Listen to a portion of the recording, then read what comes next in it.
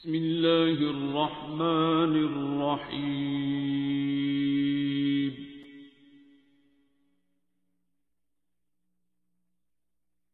अर्रहमान।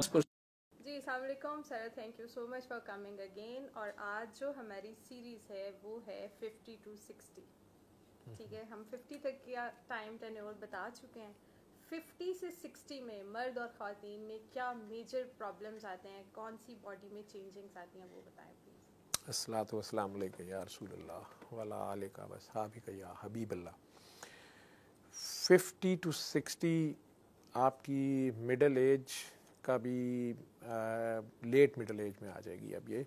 ठीक है, 60 पे तो वैसे ही आप सठिया जाना कहते हैं। ठीक है, और रिटायरमेंट की एज आ जाती है। 50 to 60 आपकी वो एज है जहाँ पे आके आपने मैक्सिमम जो एफ़र्ट्स करनी थी आप करते रहे, और जो भी आपने बिल्ड किया, बनाया, इस्टेब्लिश किया या जो भी की, ये बिज़नेस किया, अब उसके फ्रूट जो भी आपको मिले वो इकट्ठा कर रहे होते हैं। और आगे आपके अगर अपने बच्चे हैं या आप ख़ुद हैं, आपके जो भी नियर एंड डियर वंस हैं, आप उन्हें इस्टेब्लिश करने के चक्कर में भी पड़े होते हैं। ज़िंदगी की रेस के आखिरी लम्हात आपको भी अंदाज़ा होता है, आपकी बॉडी बता रही होती है। ख़वातीन ऑलमोस्ट मीनोपाज, पेरी मीनोपाज के बाद मीनोपाज अचीव कर गई होती हैं 50 के ऊपर। मेजॉरिटी, बहुत रेयर हैं जो 50 से ऊपर जाती हैं। तो ईस्ट्रोजन्स उनकी बॉडी में बहुत कम रह जाती हैं।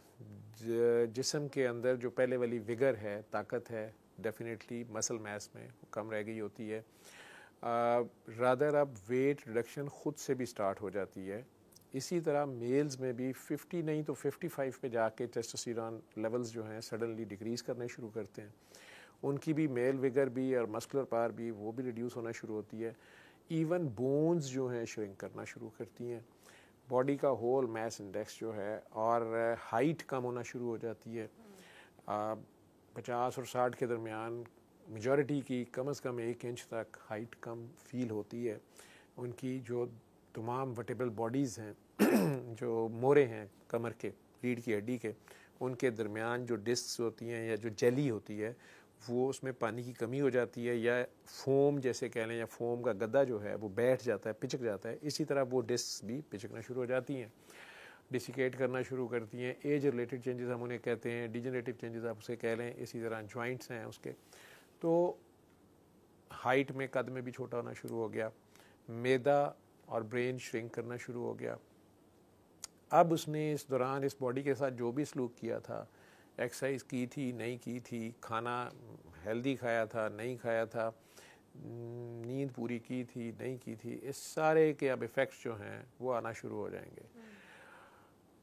उसके साथ ये जितनी मेटाबॉलिक डिजीज़ हैं, शुगर, ब्लड प्रेशर, और उनके आगे से अब कॉम्प्लिकेशंस, जैसे शुगर को 5 साल हो गए हैं, ब्लड प्रेशर को 5 साल या 10 साल हो गए हैं, किसी के गुर्दे फेल हो गए, किसी को हार्ट फेल हो गया, किसी को हार्ट अटैक एक हो गया था, सर्वाइव कर गया, अब स्टंट्स डले हुए हैं, बाईपास हो गया हुआ या होने वाला है, किसी को फालज हो गया, लकीली रिकवर कर गया लेकिन थोड़ा सा एक बाजू वीक है या टांग वीक है। ये सारी चीज़ें अब आपके साथ चल रही होती हैं। प्लस उस वक़्त आपकी औलाद जवान हो रही होती है। अगर लेट शादी की है और लेट औलाद वैसे पैदा हुई है, शादी चाहे जल्दी पैदा की, तो वो अगर छोटे हैं तो बहरहाल वो भी अभी आपका सहारा नहीं बन रहे होते। और अगर वो जवान हो गए हों तो या तो वो सहारा बन रहे होते हैं, और या वो मज़ीद एक खपारा बन रहे होते हैं। वो बड़े हो के अजीब व गरीब किस्म के कोई रिज़ल्ट्स आ रहे होते हैं, या उनकी वजह से भी कोई दुख और सुख की कहानी जो चल रही होती है। तो स्ट्रेस एक अपना रोल प्ले कर रही होती है। जो भी लाइफ की सारी है, जो आपके प्लस माइनसेस थे, जो फेलियर्स और अचीवमेंट्स थी, वो सारी सामने होती हैं। उससे भी ये डिजीज़ अपना रोल प्ले करती हैं। तो जब ब्रेन श्रिंक करता है, उसकी मेमोरी, उसकी इंटेलेक्ट, ये सारी भी इफ़ेक्ट कर रही होती हैं। इसीलिए सारे महज़ब कौमों में या सारे मुल्कों में रिटायरमेंट की एज 60 के करीब रख दी जाती है कि अब उसकी मेंटल कैपेबिलिटीज़ भी वो नहीं होती। दूसरों को क्या उसने मैनेज और सहारा करना, उसे खुद सहारों की ज़रूरत होती है। जॉइंट्स में, घुटनों में, हिप में, कमर में इतनी दर्द है कि वो स्टिक यूज़ करना शुरू कर देता है या कोई और स्पोर्ट यूज़ करता है। ऐसे हालत में ख़वातीन को भी, मर्दों को भी, नंबर 1 वही एडवाइस होती है कि वो ओवर वेट ना हो। उनका स्ट्रक्चर जो है वो अब उतना ही वेट संभालेगा जिसके लिए वो बना था। एक्स्ट्रा वेट है तो उनके लिए मूवमेंट, ये मोबिलिटी एक बड़ा मसला होता है। वॉशरूम जाना तक मसला बन जाता है। लेकिन अगर उनका वो मस्कुलर मैस है बजाय फैट होने के, अगर वो मस्कुलर मैस है तो वो उन्हें हेल्प करता है।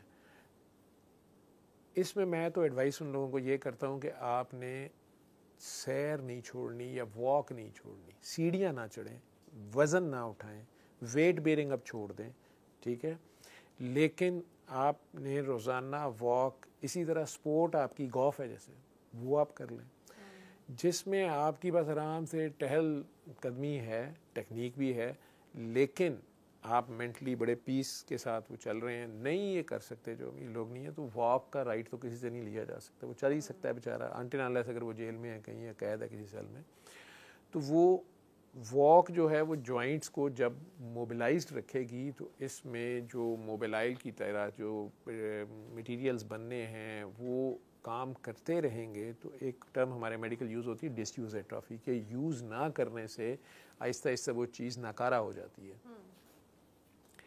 वो बरकरार रहे, ठीक है। इसमें still exceptions are always there. कुछ लोग इवन 60 पे फिज़िकली भी बड़े स्ट्रांग होते हैं, मेंटली बड़े स्ट्रांग होते हैं, बड़ी अच्छी मेमोरी होती है, उनका तजर्बा, उनकी हर चीज़ बड़ी ज़बरदस्त होती है। इनका अगर आप देखेंगे तो लाइफस्टाइल थ्रू आउट बड़ा ज़बरदस्त होता है, balanced diet, balanced activity, exercise और वो सारा कुछ होता है। लेकिन 50 to 60 यूजुअली वो जगह है जहाँ से आपको किसी ना किसी इल्लत, कोई ना कोई बीमारी आपको लग रही होती है, या आपको कोई ना कोई इशारा आ जाता है और अब आप उसको फाइट करने के लिए या उसका मुकाबला करने के लिए या उसके साथ को एग्जिस्टेंस के साथ रहने के लिए तैयार हो रहे होते हैं। और साथ ये भी पता होता है कि आप किसी भी टाइम वापस भी चल सकते हैं। बिल्कुल ऐसा। तो बंदा वाइंड अप कर रहा होता है नए प्रोजेक्ट्स शुरू करने की बजाय। हाँ, मैं एक चीज़ जी कहूँगा कि जो लोग जिन्होंने बहुत कमा लिया, बच्चे भी इस्टेब्लिश हो गए, मियाँ बीवी भी आपस में बड़े हैप्पी हैं, अगर बीवी उनके साथ कोऑपरेट करती है मेल्स के साथ और वो समझता है वो बड़ा फिट है या कम से कम उसके पास पैसा ज़्यादा है, बजाय बेइंतहा पैसा अपने बच्चों में छोड़ के जाने के, वो ऐसी ख़वातीन को इस्टेब्लिश कर सकता है। 3 शादियों की इस्लाम में तो इजाज़त है, ठीक है। अगर बीवी को एग्जिस्टेंस पे तैयार है तो बजाय गर्ल्स का हॉस्टल बनाने के, उन ख़वातीन को जो 40 क्रॉस कर चुकी हैं और उनका सहारा कोई नहीं है, बेवा हो गई, तलाक हो गई, वो उनको चादर दे सकता है, उन्हें फाइनेंशियल सपोर्ट कर सकता है, उनके नाम कोई ऐसी कंट्रीब्यूशन फाइनेंशियल कर सकता है करने के लिए, इस्टेब्लिश करने के लिए कि अगर उनके पेरेंट्स नहीं हैं, वो अगर उन्हें सहारे की ज़रूरत है तो ये वाली काम भी वो कर सकता है। उससे उसकी सेहत बेहतर रहेगी, मेंटल सेहत बेहतर रहेगी। I am doing something. बेगम साहबा भी अगर साथ कोऑपरेट करती हैं, लेकिन ये वो लोग हैं जो बहुत ज़्यादा, जिन्होंने कमा लिया, बहुत ज़्यादा जो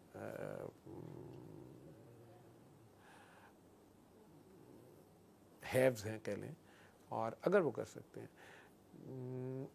बांटने से बीमारियां भी कम ही लगती हैं, ठीक है। अपना वक्त, अपनी रिसोर्सेज, अपनी केयर अगर आप अल्लाह की खातिर करते हैं तो इसमें बरकत पड़ती है।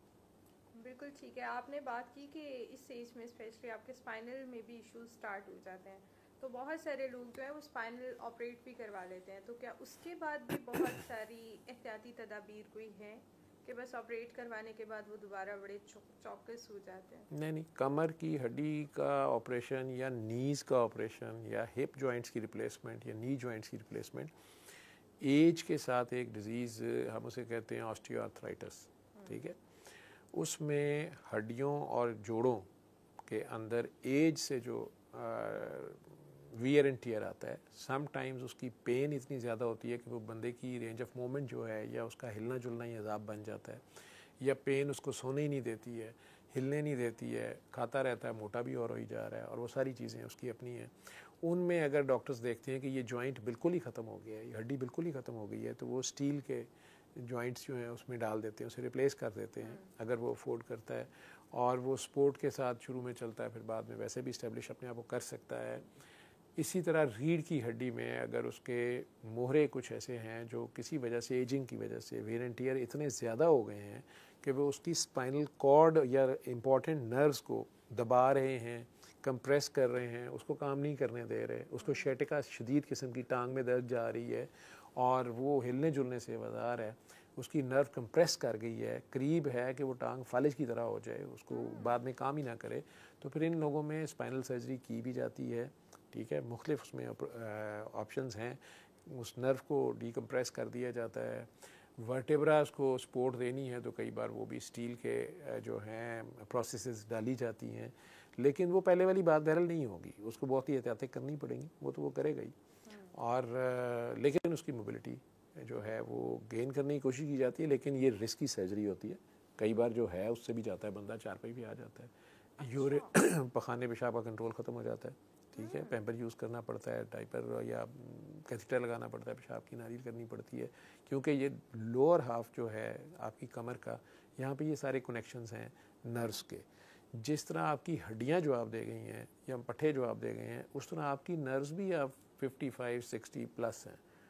ठीक, तो वो भी वायरिंग भी बस बहाना ढूंढ रही होती है कहीं से भी शॉर्ट होने के लिए, और वायरिंग शॉर्ट हो जाए तो भी इंसानों के पास उसका हल नहीं है।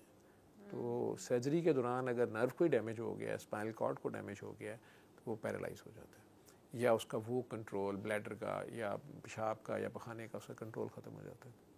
लेकिन सर बहुत सारे लोग इसी चीज़ पे डर भी तो गए ना कि मतलब उनके लिए सर्जरी रिक्वायर्ड भी होती है इस एज में, ठीक है, लेकिन वो बस इस वजह से नहीं करवाते कि खुदा ना खास्ता एक छोटा सा नुकसान जो है वो बिल्कुल ही उन्हें बेड पे ले आएगा, तो हम पेन बियर करते रहते हैं, तो सर्जरी हम नहीं करवाते। तो क्या ये सही? उसके लिए दूसरे बहुत से अल्टरनेटिव हैं, उन्हें एक्सरसाइजेज बताई जाती हैं। Swimming is a very good exercise कमर के लिए, या फिजियोथेरेपीज़ हैं, कायरोप्रैक्टर्स हैं, दूसरी अप्रोचेस हैं जिसमें वो काफ़ी हद तक अपने आप को मैनेज कर सकता है। ठीक है, बॉडी स्ट्रेचर अपना ठीक करता है, डाइट्स के साथ इलाज इसमें हो सकता है। बहुत सी आगे जो साइंस आ रही है वो सारी डाइट के ऊपर आ रही है बहुत ज़्यादा, कि आप अपनी बॉडी की पीएच एक सर्टन लेवल पे रखें, और आपने एसिडिक डाइट्स लेनी है या बेसिक डाइट्स लेनी है, कौन सी डाइट्स लेनी है, उनके साथ पूरी इंटरनल एनवायरनमेंट में क्या चेंज आता है आप उसे मेंटेन करते हैं। तो और इसमें इवन पाकिस्तान में भी ऐसे लोग बैठे हुए हैं, ऐसे अच्छे हकीम हैं। जलालपुर जट्टा में एक साहब है, मैं उनका रिकमेंड करता होता हूँ, हकीम बाबू गुलाम गौस साहब। वो इलाज बिल के साथ फीस भी अलग कर रहे होते हैं, बहुत अच्छे कई बार उनके रिजल्ट्स हैं कुछ लोगों के। और मुझे उनकी अच्छी बात ये लगती है कि कई पेशेंट को कहते हैं कि मुझे आपकी समझ नहीं है, आप जाएँ, नब्ज़ देख के बताते हैं, खाम खा उसको नहीं वो लेते। तो लेकिन उनकी डाइट इतनी है, मैंने देखा है, बड़ा रिसर्च मैंने उन्हें भी गौर से देखा है कि उसके ऊपर स्ट्रिक्टली फॉलो करना पड़ता है। तो वो ज़्यादातर 90% हमारी फेवरेट डाइट्स होती हैं, उन्हें छोड़ के अब अगर आपको कद्दू, टींडे, तोरी, वो भी टमाटर प्याज के बगैर खानी पड़े काली मिर्च में, काफ़ी मुश्किल सा काम होता है मुसलसल 2-3 महीने। लेकिन जिसे हम टाइप 2 डायबिटीज़ कहते हैं या फेक डायबिटीज़ भी हम खुद भी डॉक्टर्स कहते हैं, ये ठीक हो सकती है, सिर्फ परहेज़ से ही ठीक हो सकती है। एक है इंसुलिन डिपेंडेंट डायबिटीज़, उसकी बॉडी ने इंसुलिन बनाना ही छोड़ दिया, तो उसमें तो इंसुलिन लगानी ही पड़नी है उसको फ़िलहाल। ठीक है, लेकिन जो डाइट के साथ खुराक की बेतदाली से और लाइफस्टाइल की बेतदाली से जो से शुगर हुई है, मोटापे के साथ या जो भी फैटी लिवर के साथ मल्टीपल रीजंस हैं, वो अगर अपनी डाइट ठीक कर लेता है, वॉक रखता है, तो वो बग़ैर दवाई के भी उसमें से निकल सकता है और बिल्कुल नॉर्मल लेवल्स अचीव कर सकता है। वेट रिडक्शन बड़ी तेज़ी से होती है उस डाइट से, लेकिन करे कौन? अगर उसने सुधरना होता तो पहले इतना ना खाता, लेकिन कुछ लोग कर लेते हैं, स्ट्रॉन्ग कन्विक्शन वाले कर लेते हैं। बहुत सारे आपने कहा ना कि इस एज में आप कोशिश करें कि आपका वेट गेन ना हो, मतलब कि आप ज़्यादा मोटे ना हो। आपके जॉइंट्स जो हैं उन्हें सफ़र करना पड़ेगा ना, नी के ऊपर प्रेशर आएगा जब आप चलेंगे, कमर के ऊपर हमें बैठना ही नहीं आता। हमारे मेजॉरिटी लोग जो हैं वो टीवी लाउंज में या किसी भी लाउंज में हम लोग यूं करके, सॉरी, ऐसे बैठे होते हैं, यूं करके, ठीक है, अब यूं देख रहे हैं, तो ये कमर के ये इस जगह पे उसका जो सेंटर ऑफ ग्रेविटी आ रहा होता है।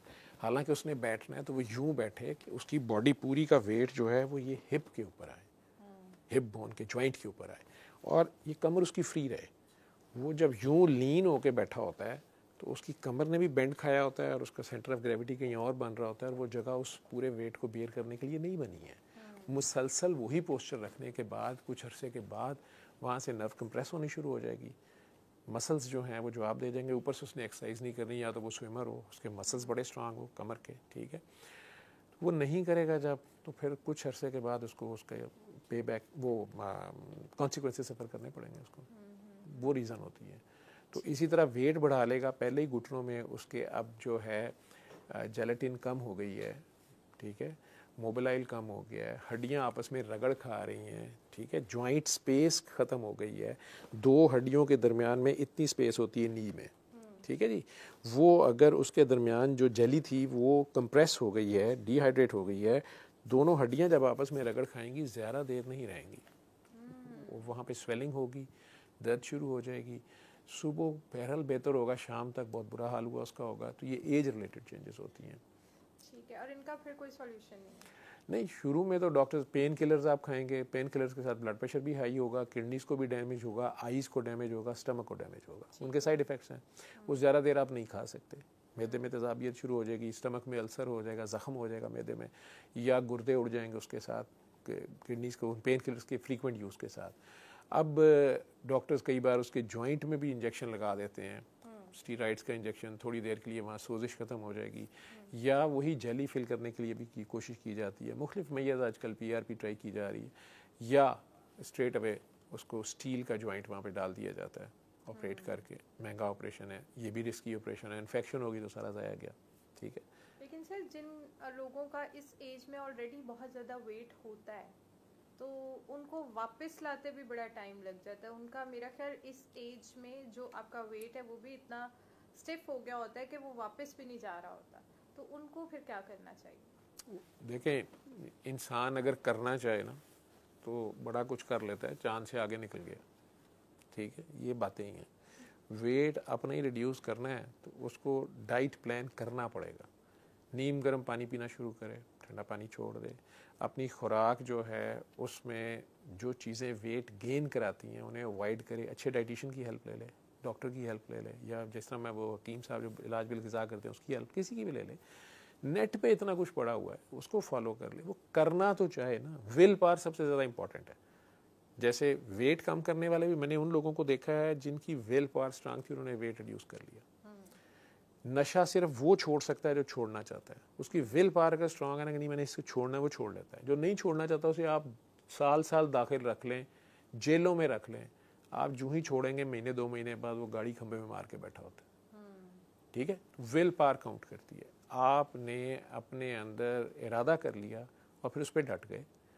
और आप अगर अपने आप से प्यार नहीं करते, आपको अगर अपने आप से नहीं प्यार है तो डॉक्टर साहब तो रहे आपसे प्यार करने से। डॉक्टर साहब के लिए तो अच्छा है आप हर महीने नए बहाने से आएँ, पैसे भी दें, टेस्ट भी कराएं, और डॉक्टर साहब का बैंक बैलेंस बढ़ता रहे, आपका वेट बढ़ता रहे। बिल्कुल सही है। अब कुछ लोग अगर अपने विल पावर उनकी इतनी स्ट्रांग नहीं है और वो वेट नहीं कम कर पाते, तो उस सिचुएशन में स्टमक की सर्जरी करवा लेते हैं। वो अपना स्टमक ही बहुत ज़्यादा छोटा करवा लेते हैं और फिर वो बहुत बिल्कुल बच्चों वाली डाइट खाते हैं कि इसका साइज़ रहे ही छोटा। तो आया ये ठीक है प्रोसेस? ठीक है, ये मुख्तलिफ में इसमें तरीक़ाकार हैं, लाइपोसक्शन है, टमी टक है, या बैरिएट्रिक सर्जरी बेसिकली जो है। मेरे एक दो दोस्त हैं बड़े अच्छे सर्जन्स, लेकिन ये बड़ी रिस्की सर्जरी भी है एट द सेम टाइम। मोटे लोगों में उसका पूरा पहले उसको सिलेक्ट किया जाता है कि ये पेशेंट इस काबिल भी है कि नहीं, और ये माइनर सर्जरी नहीं है। इसमें पूरी टीम इन्वॉल्व होती है, ICU केयर चाहिए होती है बाद में, ठीक है। उसको कई बार वेंटिलेटर पे बहुत देर रखना पड़ जाता है, ठीक है, नहीं तो उसको मल्टीपल निमोनियाज होना शुरू हो जाते हैं और प्रॉब्लम्स हो जाती हैं, ये सारा कुछ करके। तो लेकिन कामयाब अगर हो जाती है, वो बंदा जो इतना बड़ा ऑपरेशन कराने पे तैयार हो गया, ठीक है। मैंने ऐसे लोगों को देखा जिन्होंने बैरिएट्रिक सर्जरी करा ली और साल 1.5 साल के बाद वापस वहीं पे आ गए, ठीक है। तो उन्होंने खाना पीना नहीं छोड़ा इधर से, उन्होंने उनके स्टमक पे रिंग चढ़ा दिया, आधा स्टमक काट दिया, मुख्तलिफ मेयर्स हैं, ठीक है, स्लीव गैस्ट्रेक्टमी कर दी, कुछ भी कर दिया, लेकिन भाई साहब या बाजी बाज नहीं आई। और उन्होंने उसके बावजूद जो है, आपको पता है ग्वाल मंडिये जो हैं वो तो नहीं बाज आएंगे ना, ग्वाल मंडेला हो जाएंगे वो, तो वो तो वहीं के वहीं आएंगे। तो इसको कहते हैं 100 छितर भी खाए, 100 प्याज भी खाए, और आखिर में कहा मेरा ऑपरेशन क्यों किया। अब भैया आपका ऑपरेशन आपका किया था, साथ मुंह भी तो बंद करना था ना, तो हो जाता है इसलिए। और रिस्क भी ले लिया अपनी इतनी बड़ी सर्जरी का, पैसा भी ठीक ठाक उसमें गया, ठीक है। तो ये जिनकी जेब में पैसे हैं उनके चौंसले हैं। ठीक है, लेकिन सर नहीं, बहुत सारे लोगों को ना मोटापे की वजह से सांस नहीं आता, उन्हें सांस लेने में प्रॉब्लम हाँ होती जी, है बहुत उन्हें स्लीप एपनिया शुरू हो जाता है। बिल्कुल। ठीक है, ऑब्स्ट्रक्टिव स्लीप एपनिया, उसकी वजह से स्ट्रोक्स हो जाते हैं बाद में, इरेक्टाइल डिसफंक्शन मेल्स में हो जाता है, इनफर्टिलिटी की मेन रीज़न है, हाई ब्लड प्रेशर, स्नोरिंग, साथ बेचारा जो पार्टनर है, लाइफ पार्टनर, वो आवाज़ आ रहा है, सारी रात खराटे, उधर से मशीन चल रही, बैठ के बेचारे सो रहे होते हैं। स्नोरिंग की वजह से उसकी कार्बन डाइऑक्साइड पूरी बाहर नहीं निकल सकती जब लॉन्ग स्टैंडिंग, ठीक है, तो वो उसके या गला बंद होता है, छोटा होता है, नाक के अंदर ब्लॉकेज होती है, पीछे पैलेट जो है या गले में ब्लॉकेज होती है, नेक छोटी होती है, ऊपर से यहाँ से मोटा हो गया तो उसके जो जितना पेट है वो लंग्स को एक्सपेंड ही नहीं होने देता, तो लंग्स उस तरह परफॉर्म नहीं कर सकते। ठीक है, सोते हुए फिर कई बार ये लोग सांस रोक लेते हैं, अच्छा। एक एक मिनट, उन्हें नहीं पता होता, उससे और कार्बन डाइऑक्साइड अंदर इकट्ठी होती है, फिर एकदम से पूरे जोर से हिलते हैं करके अजीब सी आवाज़ निकाल के, इसलिए स्लीप स्टडीज़ की जाती हैं। ठीक है, उसमें फिर देखा जाता है कि इसका कितनी बार सांस एक मिनट में या एक घंटे में रुकता है, कितने एपनिक स्पेल्स, एपनिया कहते हैं टोटल सांस बंद हो जाना, तो ये एक कितने कितने बार इसका सांस रुकता है रात को। मैं इसकी बहुत डिटेल्स आम पब्लिक को नहीं बताना चाह रहा कि कई पागलों ने रात को सोना नहीं सही तरह अपने अपना चेक करते रहे, मैं कितनी बार सांस रुकता है मेरा, रुक ना जाए ठीक है, तो वो एक साइकोज ना हो जाए। अदरवाइज ये एक डिजीज़ है। उसमें फिर फ़िलहाल मेयर्स और सर्जरी भी की जाती है, बड़ी एक्सटेंसिव गले की सर्जरी की जाती है, नहीं तो वेट रिडक्शन कहा जाता है, कभी नहीं करते ये लोग। थायराइड की डिजीज़ इन लोगों को साथ होती है, ठीक है, कई लोगों का थायराइड कम काम कर रहा होता है, उसकी वजह वो भी साथ एसोसिएशन होती है। लेकिन मशीन, एक वेंटिलेटर मसनूई जो सांस की मशीन होती है वो आती है, जो मास्क की तरह आपके फेस पे लग जाती है, टाइट मास्क होता है, वो आप 6 से 8 घंटे रात को लगाते हैं। उसमें कई लोगों को कार्बन डाइऑक्साइड के साथ ऑक्सीजनेशन का भी मसला होता है, तो वो उसमें टाइप्स हैं फिर उस मशीन की, खुद ही ना ख़रीद के बाज़ार से ला के लगा लें, ठीक है, कि जी इम्पोर्टेंस ठीक हो जाएगी तो मैं हरकुलिस बन जाऊँगा, तो उसमें भी आपको पल्मोनोलॉजिस्ट की, जो मेरे दोस्त पल्मोनोलॉजिस्ट हैं, उनकी हेल्प लेनी पड़ेगी आपको, जो छाती के स्पेशलिस्ट हैं, वो आपकी स्लीप स्टडीज़ भी करेंगे और फिर उसमें देखेंगे कि आपका मसला सिर्फ कार्बन डाइऑक्साइड है या आपका मसला ऑक्सीजन भी है। अगर सिर्फ कार्बन डाइऑक्साइड है तो वो आपको CPAP मशीन होती है, कॉन्टीन्यूस एक प्रेशर सा, जैसे मुंह पे ब्लोअर की हवा आ रही है, वो लगा के आप सो जाएंगे, आपको बड़ी अच्छी 6 से 8 घंटे नींद आएगी, ब्लॉकेड नहीं होगी, आप अच्छा सोएंगे तो सारा दिन सुबह फ्रेश रहेंगे, ब्लड प्रेशर ठीक हो जाएगा, मेल इम्पोर्टेंस भी अगर इस वजह से थी तो साल के अंदर अंदर वो भी ठीक हो जाती है। लेकिन अगर उसे ऑक्सीजनेशन का भी मसला है, फिर मशीन दूसरी है, वो बाईपैप है, उसके प्रेशर्स भी डॉक्टर डिसाइड करेगा कि सोते वक्त इसका इंस्पिरेशन पे कितना प्रेशर, एक्सप्रेशन पे कितना प्रेशर है। वो मशीन ज़रा थोड़ी महंगी और होगी, वो भी लगानी उसी तरह 6 घंटे मास्क मुंह पे रख के सो गया बांध के, ठीक है, शुरू में 2-4 दिन मुश्किल लगता है, फिर आदत पड़ जाती है, जब अच्छी नींद आती है तो फिर, नहीं तो ये बेचारे ऐसे होते हैं जो दिन में भी बैठे बैठे सो रहे होते हैं, रात को भी बैठ के सोते हैं, इतने इतने मोटे होते हैं, वो लेट ही नहीं सकते हैं।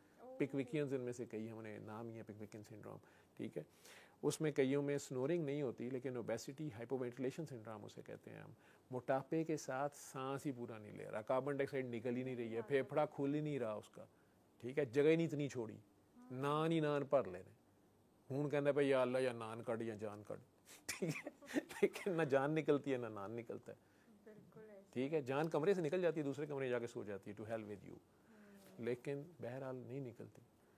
तो फिर उसमें भी सर्जरियाँ भी की जाती हैं, पेट की भी सर्जरियाँ की जाती है, बैरिएट्रिक सर्जरी, लेकिन बैरिएट्रिक सर्जन का इस मरीज़ के ऊपर जिसका सांस का मसला है, उसकी जान जा रही होती है, वो कहता है मैं नहीं लेता लाख, रखो पास, क्योंकि उसकी जान जा सकती है ड्यूरिंग सर्जरी। एनेस्थीसिया वाला इतनी जल्दी उसे एनेस्थीसिया देने पे तैयार नहीं होता, क्योंकि सिर्फ वो 7-8 घंटे की सर्जरी नहीं करनी होती, उसको बाद में जगाना भी है, उसको ज़िंदा भी थिएटर से निकालना है, उसको ICU से निकालना है, तो बाद में ये लोग फिजियोथेरेपी करने पे तैयार नहीं होते, हिलने पे तैयार नहीं होते, तो फेफड़ों में सारी बलगम जम गई, निमोनिया से मर जाता है, सर्जरी तो हो गई। ये रीज़न है।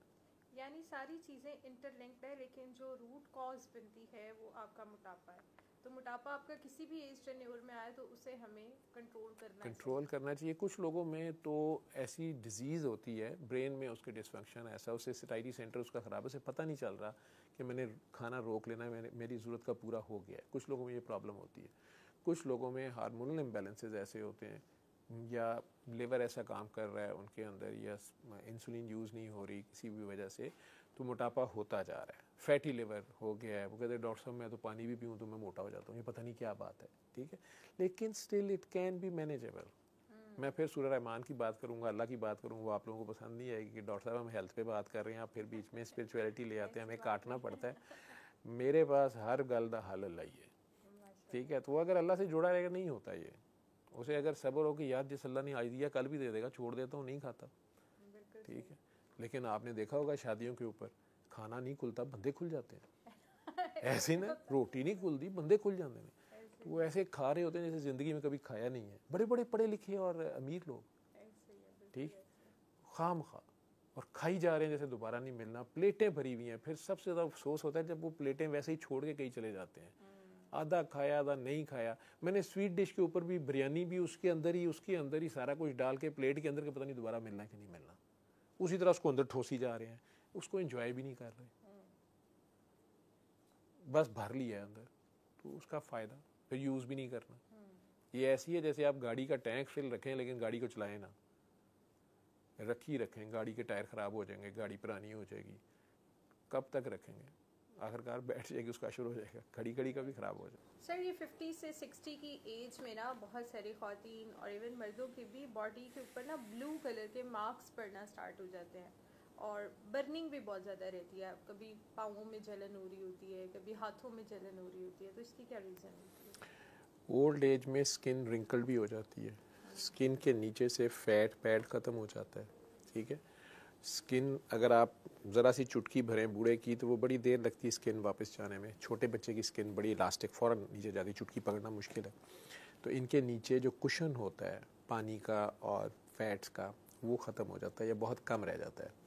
तो स्किन के अंदर जो ब्लड वेसल्स कैपिलरीज बहुत माइनर जो हैं वो भी कई बार बड़ी जल्दी ब्लीड करते हैं। हल्का सा पहले जो प्रेशर आता था वो अब नीचे कुशन था, कुछ नहीं होता था, अब वो ब्लीड कर जाता है, नीचे हड्डी होती है, इसे कहते हैं सिनाइल परपरा, ठीक है। इस एज में कई लोगों को वैसे ही आप एस्प्रीन दे रहे होते हैं या डिस्प्रीन दे रहे होते हैं, ब्लड थिनर दे रहे होते हैं, उसकी वजह से ये बढ़ भी सकती हैं। लेकिन ख़वातीन में भी ये ज़्यादा होता है, वही ईस्ट्रोजन और प्रोजेस्टेरॉन का जो इम्बैलेंस हो गया होता है उसकी वजह से भी उनकी ब्लड वेसल्स फ्रेजाइल ज़रा ज़्यादा हो जाती हैं और ये निशान पड़ जाते हैं, लेकिन ये कोई ख़तरे की चीज़ नहीं होती। अच्छा, जी, मतलब एज रिलेटेड, हाँ नहीं ये इसकी खैर होती है, लेकिन अनड्यू ये ज़्यादा पड़ रहे हैं तो कुछ बेसिक टेस्ट उसकी जैसे कंप्लीट ब्लड पिक्चर है, प्लेटलेट काउंट्स क्या हैं, कोएगुलोपैथी डॉक्टर्स रूल आउट कर लेते हैं, या कोई ऐसी दवाई ले रहा है तो उसको वो चेंज कर लेते हैं, अदरवाइज़ कोई ऐसे ख़तरे की चीज़ नहीं होती वो। ठीक है, ठीक है। और ये जो बहुत सारे लोगों के पाँव में सूजन रहती है, पाँव जलना जाते या हैं, सूज जल जाना जाते हैं, या वो स्वेलिंग हो क्या जाना, जहाँ तक पाँव या हाथ जलना है, सुइयाँ चुभना है या बहुत शदीद गर्म या ठंडा लगना है, ये उनकी नर्व्स जो सेंसेस हैं उनकी वो ख़राब हो गई हैं, वो नॉर्मल की बजाय एबनॉर्मल सिग्नल्स दे रही हैं।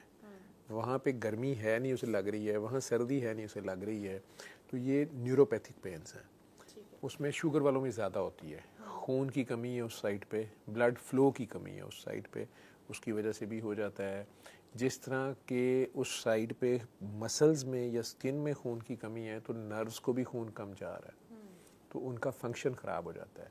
ये ऐसे समझ लें कि जैसे कोई गाड़ी या कोई ट्यूब लाइट है, उसमें करंट आ तो रहा है लेकिन वायरिंग वीक है और बहुत थोड़ा आ रहा है, 240 वोल्ट से चलने वाली है तो 110 आ रहा है, ठीक है। तो वो हल्की सी फ्लिकर तो कर रही है लेकिन वो अपना फंक्शन परफॉर्म नहीं कर पा रही, वो करेगी।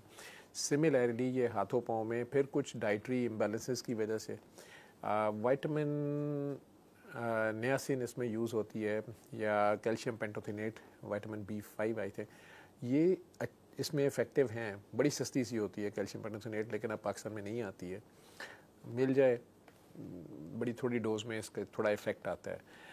डॉक्टर्स अब आपको एंटी डिप्रेसेंट्स इसमें ऐड करना शुरू हो गए हैं या कुछ और न्यूरोपैथी की दवाइयाँ हैं वो देते हैं, लेकिन बेसिक रीज़न उसकी ये होती है कि उसकी नर्व्स जो हैं वो बेसिकली रॉन्ग सिग्नल्स दे रही होती हैं। इसी तरह टांगों की साइड से जो खून वापस ऊपर चढ़ता है वेन से, हम चलते फिरते हैं, हमारी फिजिकल एक्टिविटी की वजह से ब्लड वापस भी तो आना होता है ना, वो इतना हाई फ्लो उसमें होता भी नहीं, हाई प्रेशर एरिया नहीं है, लेकिन अल्लाह ने उसमें वेल्व्स रखे होते हैं। ख़वातीन में प्रेगनेंसीज़ की वजह से वो वेल्व्स ख़राब हो जाते हैं या लॉन्ग स्टैंडिंग ऑक्यूपेशन है उसकी, औरतें किचन में सारा दिन खड़ी रह के काम ज़्यादा अरसा हो गया, या सर्जन थे कोई जो भी है, तो वो वेरिकोज वेंस या वेंस जो हैं इनसफिशेंट हो जाती है, इनकॉम्पिटेंट हो जाती हैं, तो टांगों पे स्वेलिंग वैसे भी हो जाती है। अदरवाइज़ अगर उसकी किडनीज, लिवर या हार्ट, ये तीनों में से कोई भी आर्गन या तीनों ही ख़राब है, या लंग्स की बड़ी लॉन्ग स्टैंडिंग डिजीज़ है, तो राइट साइड का हार्ट उससे इफ़ेक्ट अगर हो रहा है तो उससे भी टांगों पे स्वेलिंग होती है। उसमें फ़र्क है, एक होता है पिटिंग, उसको दबाते हैं तो वहाँ पे एक गड़ा सा पड़ जाता है, अगर 5 सेकंड दबाया 5 सेकंड रहता है तो हमें सीधे पिटिंग हटी में। कई होता है दबाने से नहीं होता, लेकिन मरीज़ कहता है जी मेरी टांगें सूजी हुई हैं, मुझे पता ये है। अगर एक टांग सिर्फ सूजी है, एक नहीं सूजी है, तो वो तो ज़रूर डॉक्टर के पास चले जाना चाहिए कि उसमें कहीं अंदर क्लॉट मेजर तो नहीं है जो बाद में वहाँ से निकल के हार्ट में चला जाए, सडन डेथ हो जाएगी। तो डिफरेंट रीजंस हैं, लेकिन ओल्ड एज में मेन चीज़ यही है कि उनके ब्लड वेसल्स भी पुराने हो गए हैं, उनमें से पानी बाहर को सीप कर जाता है, यूँ कह लें, ठीक है, और उसकी वजह से थोड़ी स्वेलिंग हो जाती है। तो ज़्यादा देर टांगे लटका के नहीं इन्होंने बैठना होता, या रात को सोएं तो लेग्स के नीचे कोई मोटा चादर या मोटा कंबल रख ले तो लेग्स थोड़ी सी ऊंची होगी, तो वो सुबह तक वो स्वेलिंग कम हो जाएगी। ठीक है, कुछ लोग ना एक मखसूस टाइम स्पेंड करने रह जाते हैं इस एज में। मतलब मैंने ऐसे कुछ लोग देखे हैं जो 50 से 60 की एज के अंदर अपने बचपन में है लेकिन अपनी जवानी में नहीं है। वो बात करेंगे तो अपने बचपन में की करेंगे, अपने बहन भाई की करेंगे, लेकिन उन्हें बीवी बच्चे याद नहीं है। ठीक है, तो ये क्या चीज़ है? मेमोरी उनकी कहाँ, मतलब बहन भाई याद हैं, बीवी बच्चे नहीं याद हैं, तो क्या हो सकता है? तो उस टाइम की सारी बातें कह रहे हैं। डिमेंशिया उसे यूँ कह लें कि उसकी जो मेमोरी और इंटेलेक्ट, ठीक है, उसका जो ब्रेन है एज के साथ 50 सठिया जाना पहले भी टर्म यूज़ होती है 60 के ऊपर आके, ठीक है, ब्रेन श्रिंक करना शुरू कर देता है, मैदा भी श्रिंक करना शुरू कर देता है, मुंह में से दांत गिरना शुरू हो जाते हैं। तो आप पहले वाली खुराकें नहीं खा सकते ना, गोश्त लाने नहीं आपने खानी, आपने नरम जूद हज़म ग़िज़ा खाते हैं, इसीलिए देते हैं। बिल्कुल छोटे बच्चे की तरह होना शुरू हो जाता है। जिस तरह पीडियाट्रिक्स है ना, छोटे बच्चों का इलम, उनकी बीमारी का इलम और सारा, इसी तरह 60 प्लस पे जेरिएट्रिक्स है, बूढ़ों की बीमारियों का या उनकी सेहत का इलम। उसमें एक सर्कल पूरा हो रहा होता है, 40 के बाद ये सर्कल ऊपर को चढ़ना शुरू हो जाता है, वापसी का सफ़र शुरू हो गया है, ठीक है, तो वो बिल्कुल असल की तरफ लौट रहा होता है, इन्ना लिल्लाहि व इन्ना इलैहि राजिऊन हो रहा होता है। जिस हालत में आया था ना, इतना सा मैदा और इतना सा ब्रेन था, उसे किसी का पता नहीं था, कुछ नहीं था, कहाँ लेटा हुआ है कहाँ नहीं लेटा हुआ, पोटा चीची का कोई पता नहीं है, बेड से इधर को गए तो वो घटा हुआ, ये वो कोई समझ नहीं है। इसी तरह ये इंसान जो है ये वापस बिल्कुल एक बेबी बन रहा होता है।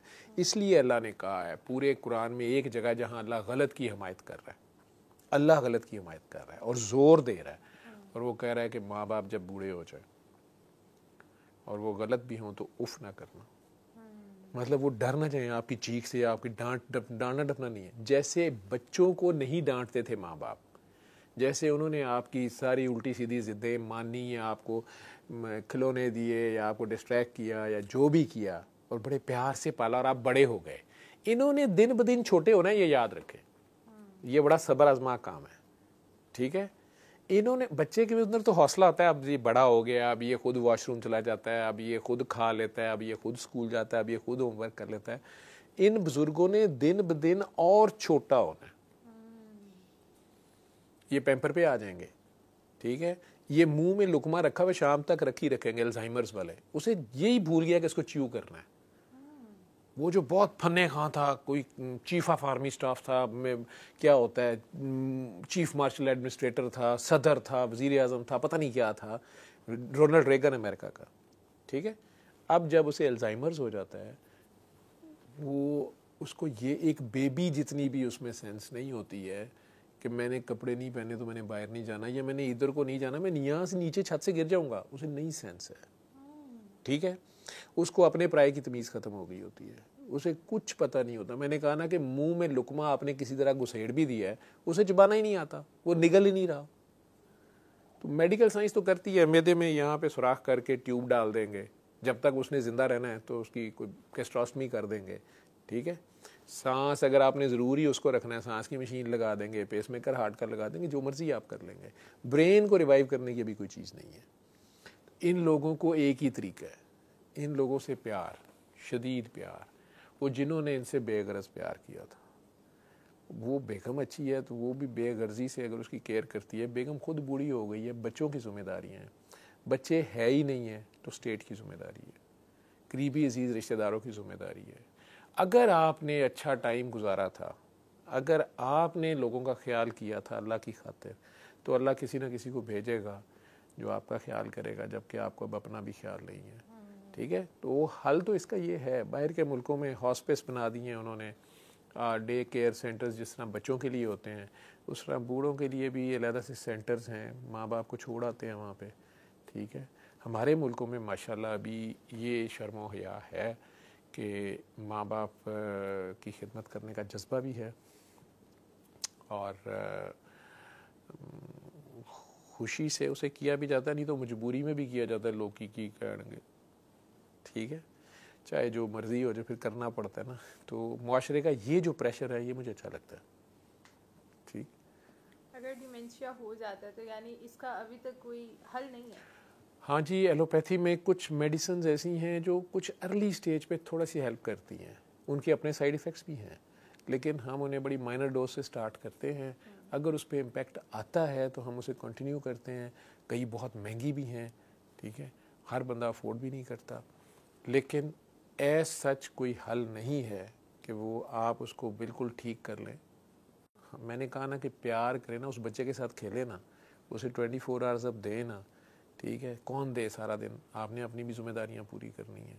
लेकिन अगर 3-4 बच्चे हैं, 3-4 बेटे बेटियां हैं और वो और उनके बच्चे अगर उस बुज़ुर्ग को टाइम देते हैं, बच्चों के साथ ये ठीक रहेंगे, बच्चों के साथ वो फिर भी मासूम बन जाएंगे, तो मैनेज हो सकता है। लेकिन हम दो, हमारे दो, चले अच्छी बात है, लेकिन वो दोनों भी निकल गए कनाडा अमेरिका।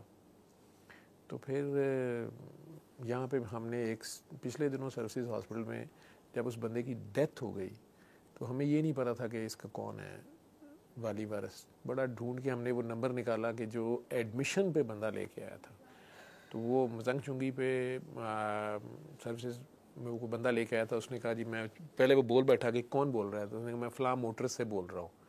उसने कहा भाई जी आप एक बंदा जमा करा के गए थे 2 महीने पहले, उसकी डेथ हो गई है और आप उन्हें कैसे जानते हैं। वो पहले बड़ी देर चुप रहा, फिर उसने कहा जी आप पुलिस को इन्फॉर्म करें। मैंने कहा आप कौन है? खैर चूँकि वो बता बैठा था मैं फ़लाँ मोटर से हूँ, तो थोड़ा हमें भी इमोशनल ब्लैकमेल करना पड़ता है या पीछे पड़ना पड़ा, तो वह वो आ गए साहब। तो फिर उन्होंने जो बताया, तो उन साहब के 2 बेटे थे, एक कनाडा में एक अमेरिका में। उसने हमारे सामने उन्हें फ़ोन किए कि यार ये फौत हो गए हैं। वो कह रहे ईदी वालों को बता दें। फ़ोन बंद कर दिया उसने। उस बंदे की आंखों में आंसू थी। फिर जब उसने नाम लिया, मैं खुद बचपन में उस मोटर्स का बोर्ड पढ़ता होता था, वहाँ से हमारा घर उसी साइड था शादमान में, तो वहाँ से गुजरते हुए पढ़ते थे। तो उसने कहा ये उसका ओनर है और ये मेरी दुकान के बाहर बैठा रहता था, इसको जब मर्जी से घर छोड़ के आओ, ये वहाँ अपनी तरफ से अपनी दुकान पर आता था ना। तो वो बेटे बेच बूझ के चले गए हुए थे। अब वो बाबे का कोई वाली वारिस नहीं था, वो फुटपाथ पे ही रहता था, यही उसे कभी कभार खिला देता था, इंसानी हमदर्दी। कभी बेचारा वो तंग था, वो कहता मैं इसको कहाँ लेके जाऊँ, मेरी जवान बीवी है। बाबे को कई बार यह भी नहीं पता लगता। तो बेटों का ये इल्ज़ाम था कि ये हमारी बीवियों को छेड़ता था अब्बा हमारा। वो डिमेंशिया में था। ठीक है, Oh my God. तो ये टाइम भी आना होता है। बहुत सारे लोग जो हैं वो 45 के बाद ही शादी करते हैं, तो क्या आफ्टर 45, चले पहला बेबी तो 50 के अंदर अंदर हो गया, और अगर वो सेकंड बेबी भी प्लान करना चाह रहे हैं तो क्या 50 के बाद भी चांसेस हैं? और अगर हो जाती है प्रेगनेंसी इन केस, तो उसमें फिर किस तरह की लुक आफ्टर करनी चाहिए? ख़वातीन की बात कर रही हैं जी नहीं, ख़वातीन के अंदर तो अगर उसकी लेट 40s में प्रेगनेंसी हो जाती है, लेडी डॉक्टर्स उसको बड़ी, जो भी गायनेकोलॉजिस्ट होगी, बड़ी केयरफुली उसको मैनेज करेगी उसके साथ।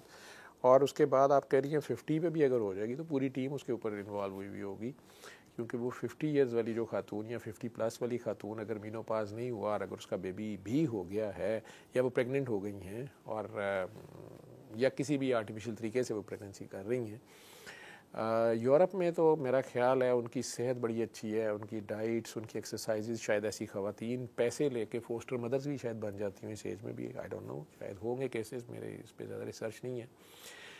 लेकिन इधर अगर ऐसे नॉर्मल किसी खातून का ऐसे हो जाए तो उनको हेल्प तो लेनी पड़ेगी डॉक्टर्स की, और डॉक्टर्स को उन्हें देखना पड़ेगा कि बाकी कोई डिजीज़ तो नहीं है, वो ऑलरेडी हार्ट की पेशेंट तो नहीं है, वो डिलीवरी की पेन या उस स्ट्रेस को 9 मंथ्स को बर्दाश्त करेगी, उसके बाकी आर्गन्स किस हालात में हैं, वो सारा कुछ देखना पड़ेगा। और उसको प्रॉपर मॉनिटर करके अगर ये ध्यान में रखा जाए कि अब अल्लाह ने दिया और डेफिनेटली अल्लाह मालिक, अल्लाह तवक्कल चला जाएगा, वो मैनेज तो हो जाएगा, ठीक है। लेकिन बहरहाल इसमें रिस्क ज़्यादा होंगे, रिस्क उसमें ज़्यादा होंगे, और लेकिन इम्पॉसिबल नहीं है कुछ भी, उसमें तो कोई शक नहीं है। तो डिफरेंट किस्म की पेन्स इस एज में आपको लग जाती हैं, जैसे अभी आपने खुद जिक्र किया एक शट्टिका पेन है, ये भी बड़ी जानलेवा पेन है, टांग में दर्द जाना, तो कमर ये दर्द। क्या होती है और इससे क्या क्या हो सकता है मज़ीद? कमर से जो मेन तार पाँव के नाखून तक आती है, टांग को चलाने में, मसल्स को चलाने में, हिलाने में, झुलाने में, दौड़ाने में काम करती है, शैटिक नर्व है वो। तो जो दर्द, कमर दर्द जो सिर्फ कमर में रहे, नीचे की कमर की दर्द, उसे लम्बैगो बोलते हैं। लेकिन अगर वो टांग में जानी शुरू हो जाए तो उसे शैटिका बोलते हैं, ये टर्म यूज़ होती है, ठीक है। और ज़्यादातर वो शैटिक नर्व जो है वो मोहरों के दरमियान से जहाँ से निकलती है वहाँ दब रही होती है, क्योंकि दोनों मोहरों के दरमियान जो डिस्क होती है समटाइम्स वो एज के साथ बैठ जाती है या किसी ट्रॉमा से बैठ जाती है, तो उसकी कंप्रेशन की वजह से वो पूरी एक लाइन की लाइन आउटर साइड पे, ये टांग के वो नीचे पाँव के बाहर वाली साइड तक वो दर्द जा रही होती है, इसे री की दर्द भी आम ज़माने में बोलते थे।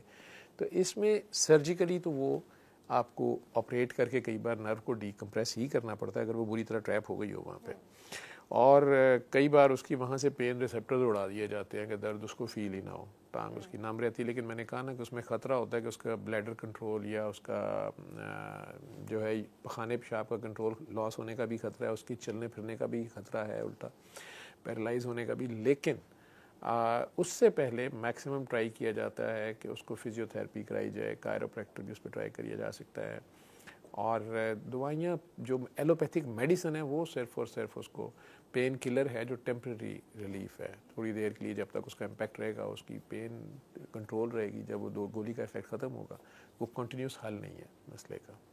तो फिजियोथेरेपी, एक्सरसाइज, दम से भी ठीक होती है। हमारे पास कई पेशेंट ऐसे आते हैं जो हमें हैरान होते हैं कि यार तुम्हें कहा था सर्जरी के लिए और तुम आए नहीं, फिर कहाँ से सर्जरी करवाई? हो कहते मैंने नहीं कराई, 2 साल हो गए मैं बिल्कुल ठीक हूँ। कैसे ठीक हुए? वो कहते वो कोई बुजुर्ग सन, उन्होंने हाथ रख के दम करता, सोटी ना दम कर देता तो मैं ठीक हो गया, या मुझे कोई उन्होंने पढ़ने को बताया, मैं उससे ठीक हो गया। तो एक ही बीमारी के कुछ 70 इलाज, सरकार की शायद हदीस है, एग्जैक्ट मुझे नहीं पता, लेकिन कोई है, तो वो है इलाज अगर उसने कोई एक्सप्लोर कर लिया। एक बंदा क्वार गंदल, उसने मुझे कहा कि जी मैं ये खाता रहा हूँ एलोवेरा जो है देसी, उसका गूदा निकाल के, तो उसने कहा जी मैंने 16-17 दिन रोज़ सुबह नहा रहा हूँ, खाता था गर्म पानी के साथ। हालांकि दोज़ख में शायद ये लोगों को खाने को दिया जाएगा गर्म पानी भी, और उसने शायद दोज़ख की सज़ा यहाँ ले ली जो किसी की हाल। कहता है 17वें या 18वें दिन एकदम मुझे खांसी आई है, मैं पीछे ऐसे हुआ खांसी के साथ, डॉक्टर साहब मेरी तो उस दिन से दर्द ठीक है।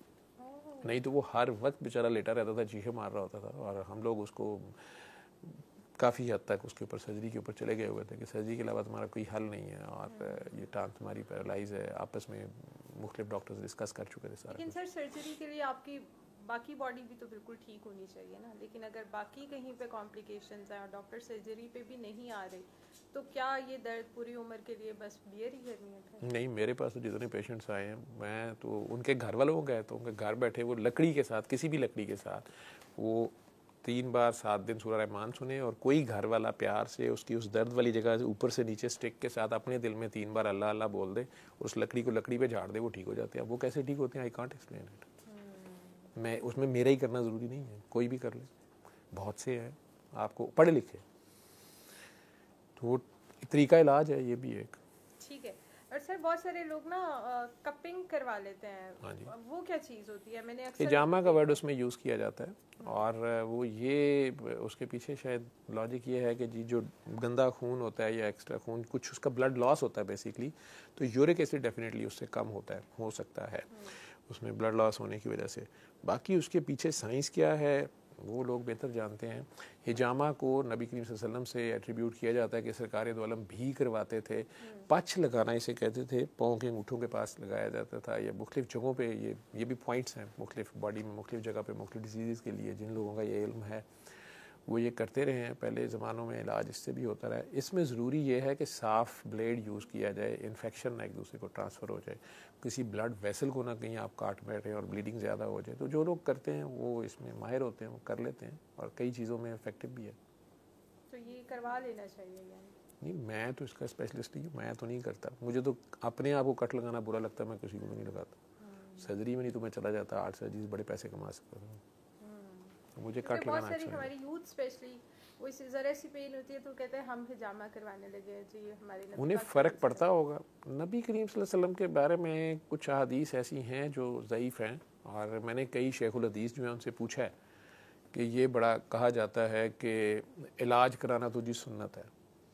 तो मुझे कोई अथेंटिक हदीस और वाक़या दें जिसमें सरकार दो आलम बीमार हुए मासवाए मज़ुल मौत में, जिसमें आखिर में उन्हें बुखार था और उन्होंने कहा कि 7 कुओं का पानी लाओ और मेरे ऊपर डालो। उसके अलावा कोई ऐसा वाक़या तो फिर सारे कहते हैं कि नहीं, कोई नहीं है। तो ये टर्म बड़ी यूज़ होती है कि इलाज कराना सुन्नत है। मैं बताएं कहाँ कराया उन्होंने इलाज? उसी में हिजामे के बारे में भी कहा जाता है, लेकिन मुझे अथेंटिक चीज़ नहीं मिली। ठीक है सर, इन्फेक्शंस क्या क्या हो सकती हैं इस ओल्ड एज में? जिस तरह छोटे बच्चे प्रोन होते हैं इन्फेक्शन को, उनकी इम्यूनिटी अभी फुल डेवलप नहीं हुई होती, इसी तरह जो बूढ़े होते हैं 60+ बेसिकली 50 to 60 में अगर शुगर कंट्रोल नहीं है या मोबिलिटी उसकी नहीं है, मोटापा बहुत ज़्यादा है, खांसी भी नहीं पूरी कर पा रहा, सांस ख़राब है उसका या कुछ दूसरी, तो वो इन्फेक्शंस होने के चांसेस होते हैं। या मोटापे की वजह से रीगर्ज हुआ और वो लंग्स में ले गया, एस्पिरेट कर गया। ठीक है, बाकी इन्फेक्शन उसको कोई भी हो सकती है। ख़वातीन में जो है उन्हें पेल्विक इन्फ्लेमेटरी डिजीज़ हम उसे कहते हैं, उनको उनके जेनिटल एरिया में इन्फेक्शन बहुत ज़्यादा होती हैं ईस्ट्रोजन की कमी की वजह से। उसकी वजह से ड्राई एरिया वो हो जाता है सारा, वहाँ ख़ारिश बहुत ज़्यादा हो जाती है। वहाँ पे लुब्रिकेंट क्रीम्स भी उन्हें स्पेसिफिक दी जाती हैं, ईस्ट्रोजन क्रीम्स। उसका नुकसान ये नहीं है कि वो वहाँ लोकली सिर्फ अप्लाई होती हैं, वैसे ईस्ट्रोजन खाने का नुकसान होता है कि उसको कैंसर ग्रो कर सकता है। ठीक है, कहीं भी तो वो अप्लाई डॉक्टर्स बता देती हैं उन्हें, आप ये लगाएं या कुछ करें। अगर फंगल इन्फेक्शन है, फंगल इन्फेक्शन ज़्यादातर ड्राइनेस में होती हैं, उसके हिसाब से एंटी फंगल उन्हें रिकमेंड कर देते हैं। लेकिन हमारे यहाँ जिस तरह आप मुझे पूछ रही हैं, मेरे मुंह से कोई कैप्सूल निकल गया या एक आंटी ने खाया कैप्सूल, उसने पूरे महल्ले में बता देना सारियों को तुसी भी खाओ है। ठीक है, डॉक्टर का फार्मूला पता लग गया, मैं भी यही खाता है तो नहीं ठीक होया। ठीक है, उसका मसला ही कोई और है। तो वो एंटी फंगल्स भी खाना शुरू हो जाते हैं जिनके अपने बहुत ख़तरनाक साइड इफ़ेक्ट्स हैं, बड़ी स्पेसिफिक डोजेज़ में देनी होती हैं तो एंटीबायोटिक्स ही। तो वो ख़तरनाक बात है, इसलिए मैं दवाइयों के नाम तो नहीं लेता, वो लोग खामखा ना फंस जाएं।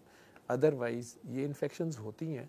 बुढ़ापे में दांतों के बहुत मसाइल होते हैं, 50 के बाद उसकी कैविटीज़ बहुत बन रही हैं, उसकी सफाई वो पूरी नहीं कर पा रहा, मुंह के अंदर बहुत सी बीमारियां उसकी आने शुरू हो जाएगी। जब उसकी कमज़ोर बॉडी है और वो ख़ुद भी कमज़ोर है अगर, और ऊपर से शुगर हाई है या डाइट बैलेंस्ड अप नहीं है, खाया नहीं जा रहा, मैदे के मसले उसको शुरू हो जाएंगे, चबा नहीं सकेगा ना, तो वो सख्त ग़िज़ा वैसे ही ले जाएगा मैदे में, पेट दर्द शुरू हो जाएगी। ठीक है, कभी कब्ज़ शुरू होगी, बुढ़ापे में कब्ज़ बड़ा मसला है उन लोगों का, वो रिफ्लक्स उनका बहुत कम हो गया होता है। ठीक है, ज़ोर इतना रहा नहीं रहा होता, और डाइट अगर उनको उस हिसाब से ना दी जाए, जूद हज़म खुराक ना दी जाए, तो उनसे वो हज़म नहीं हो रही होती। मोबिलिटी और एक्सरसाइज अब उनकी उतनी है नहीं है, तो वो उनको सफ़र करना पड़ रही होती हैं ये चीज़ें। ठीक है, फॉल्स हैं, गिरते बहुत ज़्यादा हैं, उसमें चोटें लग रही हैं, हड्डियाँ टूट रही हैं, ये ओल्ड एज में है। 50 से 60 की उम्र में ना बच्चे भी अपने माँ बाप को ये विटामिन खा लें, ये एनर्जी टैबलेट्स ले लें, ये अच्छी होती है, तो क्या ये चीज़ विदाउट कंसल्टेशन ऑफ डॉक्टर्स कर लेनी चाहिए?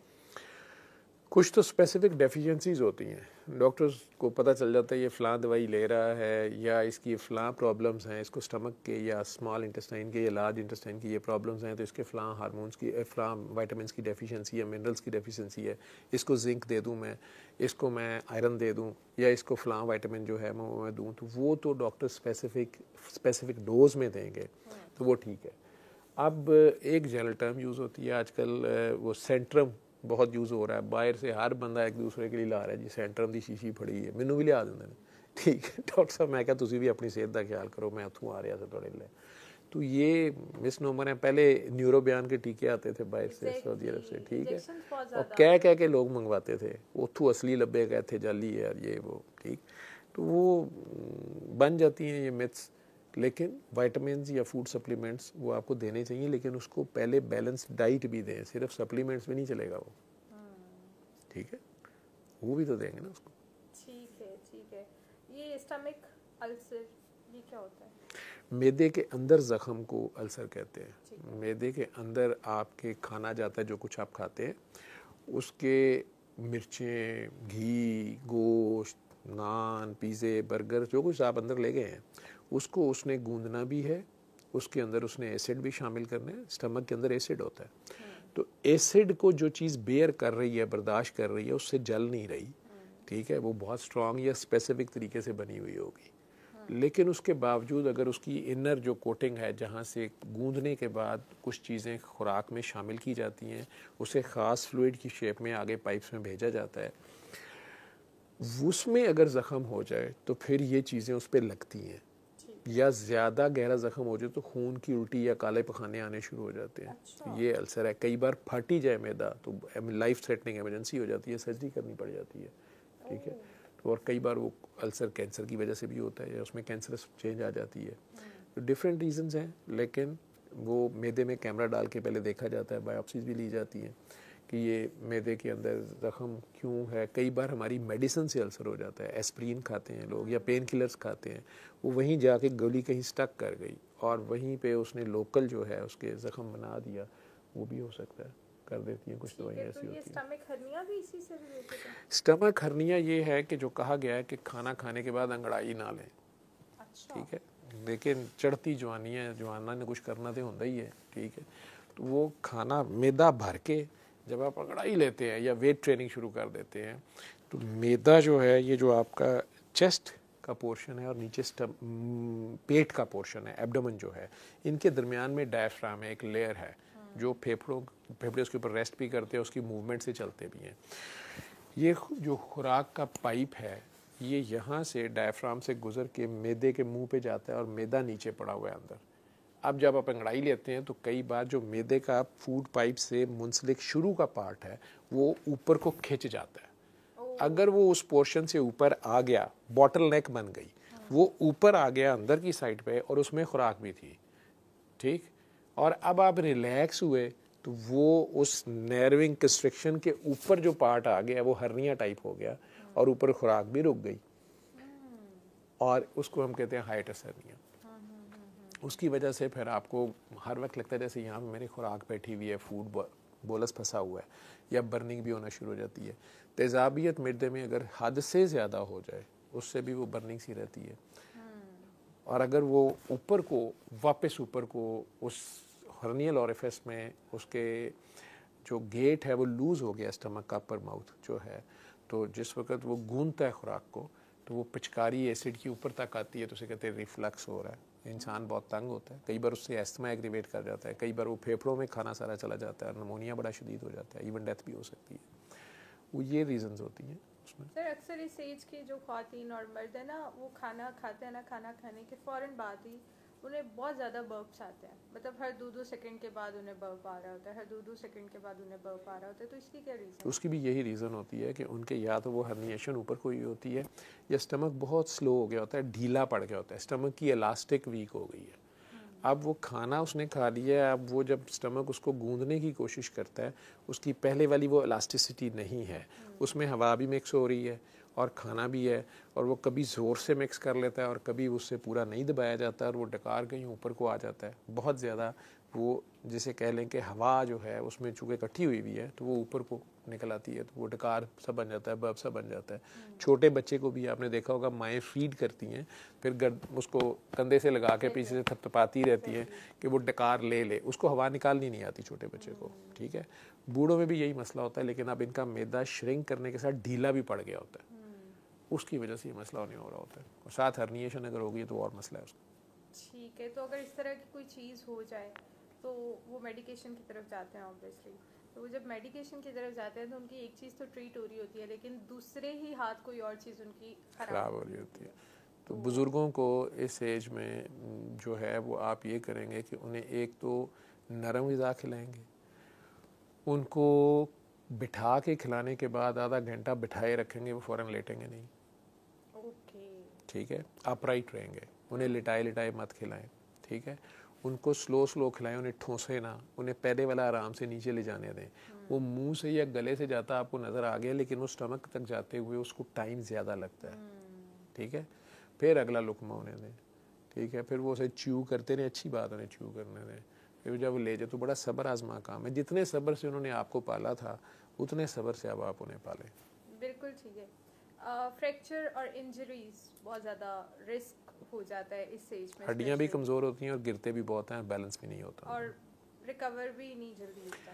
हड्डी दोबारा इस एज में रिकवर करना, उसका रीजनरेट करना वैसे ही तकरीबन नियर टू इम्पॉसिबल होता है। अब आपके अंदर वो ग्रोथ हार्मोन और वो सारी चीज़ें उस तरह होती नहीं हैं, इसलिए यूजुअली स्टील की चीज़ें या प्रोसेसेस डाली जाती हैं और इसके अलावा कोई हल नहीं होता।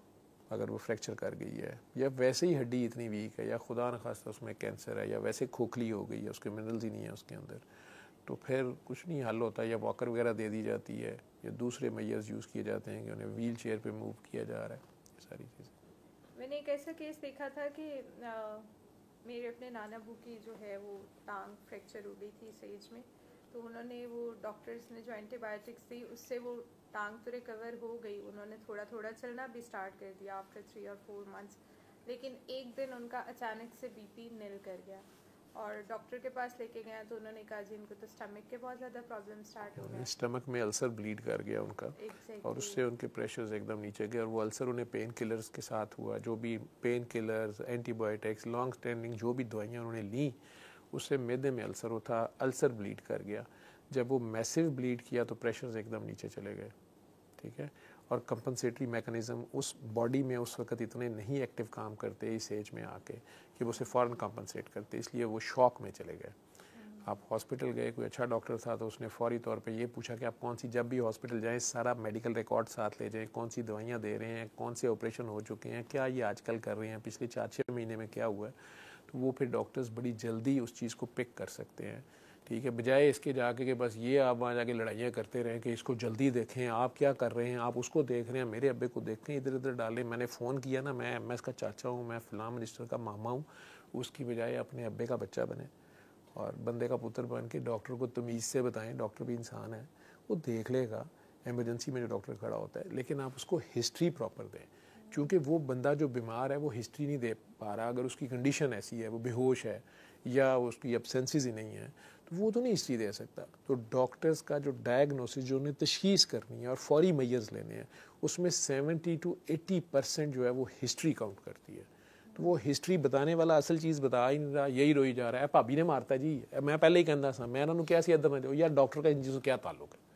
डॉक्टर को आप ये बताएं कि अब्बा जी को हम ये गोलियां दे रहे थे, प्लस हम होम्योपैथी भी दे रहे थे, प्लस असी हकीम दा कुश्ता भी दिता है, ठीक है, और प्लस अब्बा जी को बाथरूम जाते हुए मैंने सहारा नहीं दिया तो अब्बा जी स्लिप होकर गिरे हैं, ठीक है, तो डॉक्टर साहब को फट पता चल जाएगा कि ये जो पाँव यूं करके पड़ा हुआ है ना, तो ये यहाँ से फ्रैक्चर हो गया हुआ और यहाँ पे ये मैसिव ब्लीड कर गया, तो मैं फटाफट अब इसका एक तो एक्सरे भी कराऊँ, इसका ब्लड रेंज करूँ और इसको जो है ना मैंने इसको रिससिटेट कैसे करना है।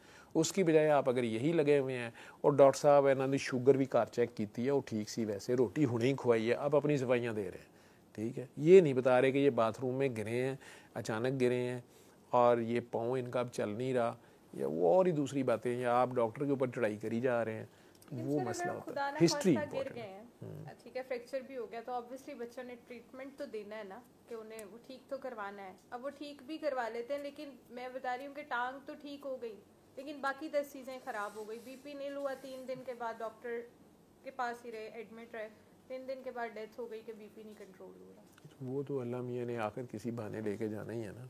आखिर जो मालिक, कंपनी का मालिक है, मेरी गाड़ी अब 2007 का है, कैमरी मॉडल, वो टोयोटा वाले भी ओन नहीं कर रहे। मैं लेके जाता हूँ, कहते सर जी ये पार्ट्स ना ध्यान देने ना साढ़े कोल ने, तुसी आप ही बलाल गंज तो लब के पा लो, ठीक है, लोहे की जापान की बनी हुई गाड़ी, तो वो भी बेचारी जो है उसके पार्ट्स नहीं आ रहे, तो ये इंसान है गोश पोश का। और उसने कह जो दिया इन्ना लिल्लाहि व इन्ना इलैहि राजिऊन, आना तो तुम्हें मेरे पास ही है, तो अभी आ जाओ, मरने से पहले मर जाओ ना मेरे पे, मैं माड़ा ही। वो ये कह रहा ना कि मैं ज़्यादा प्यारा हूँ, तुम मुझे देखो, तो अगर आप पहले ही उस पर मर जाएं तो फिर आप नहीं मरते, ये एक हाल है। ठीक है, और इस एज में 50 से 60 में अगर कोई स्ट्रेस आपको आ जाए तो क्या वो स्ट्रेस भी आपकी डेथ के रीज़न बन सकता है? बिल्कुल बन सकता है। स्ट्रेस आपकी सोच के ऊपर इफ़ेक्ट कर रही है ना। वो ऐसी स्ट्रेस है, ऐसा सदमा है कि उसने आपका ब्लड प्रेशर बहुत ऊपर ले गया, ये ऐसा खौफ है कि आपको शॉक में ले गया, ठीक है, हार्ट का रिदम ख़राब हो गया, स्ट्रोक हो गया। शदीद शॉक या सदमा या खौफ या स्ट्रेस वो जानलेवा हो जाती है, और इस एज में उस बंदे का ऑटोनॉमिक सिस्टम भी, फाइट एंड फ्लाइट वाला सिस्टम भी पूरा काम नहीं कर रहा होता। सीवियर डिप्रेशन जान ले लेता है, बंदा खाना भी नहीं छोड़ गया, या वो शॉक में चला गया फियर के साथ, हार्ट का रिदम उसका ख़राब हो गया, उसे हार्ट अटैक हो गया या ब्रेन अटैक हो गया। ये सारी चीज़ें काउंट कर सकती हैं किसी वक्त भी। और ये जो बात बनी हुई है ना कि बस जी गमा तो ख्याना नहीं चला गया, ठीक है, ये गम धोखे बड़े जानलेवा होते हैं, एवं नहीं गल्लां बनियां, ठीक है, कोई तो गल है, ठीक, तो वो स्ट्रेस ले लेती है। उसमें डिपेंड करता है ना फिर वही बात कि वो बंदा जो है वो अपने अल्लाह से कितना जुड़ा हुआ है। अगर तो वो अल्लाह से जुड़ा हुआ है तो वो बड़े सब्र से वो सब्र से अपने अल्लाह की रज़ा समझ के उस पर कायम हो जाएगा। और अगर वो मैं मेरा बच्चा, मेरा माल, मेरा खाना, तो वो तो फिर उसका माल पे कोई कब्ज़ा कर गया सारी ज़िंदगी में, जो उसने करोड़ों जोड़े थे वो ही कोई स्कैम हो गया है, तो ऐसे दुख में भी मारा जाएगा। हो सकता है स्ट्रेस अपनी ले लेती है, साइकोलॉजिकली लोग टोटल साइकोसिस में चले जाते हैं, लॉस्ट हो जाते हैं। इट कैन बी, यानी स्ट्रेस भी आपको कभी भी, स्ट्रेस एक मेजर चीज़ है, इसमें कोई शक नहीं है।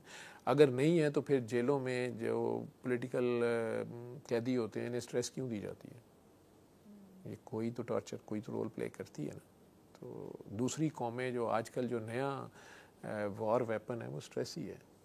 आपको मेंटली इतना डिग्रेड कर दिया जाए, आपको मेंटली इतना डिमोरलाइज कर दिया जाए कि आप फाइट का या कंपीट करने का सोचें भी ना, ठीक है। आखिर कुछ तो हुआ है कि पूरी दुनिया जो है वो बेसुई है।